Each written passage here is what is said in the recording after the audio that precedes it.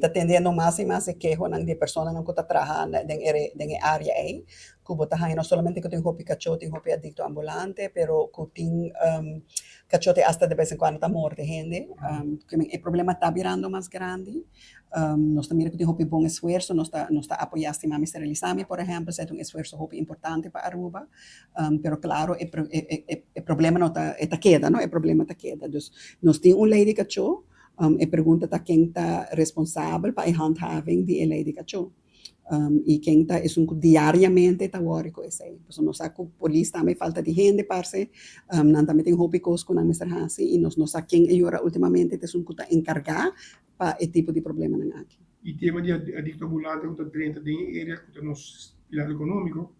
Sim, me te querer, bom, sempre que é um problema para Aruba, prometa tá na Oranha State, ou também é roupa no hotel não também, dus que ainda nós não atende de uma solução sério para solucionar o problema aí, dus na porque da hala, não, dus por sacar na Oranha State, não tá entra no hotel, botar sacar na hotel, não tá outro caminho, dus lo que vamos ter uma solução a largo prazo para não, dus pensei nós tem de vez em quando conversação com os técnicos junto, que tá me tá considerando experto na Aruba de como solucionar o problema aí, não tá parecendo não tem uma boa estratégia, pero e nós tá querendo em comunicação com nós tá apoiando, pero nós espera que pronto nós tá tendo de governo com um plano integral para como por solucionar o problema aqui, pois está virando um perigo também no setor hotelero, aunque claro, não sabe onde o problema está existindo, que é um problema para os países.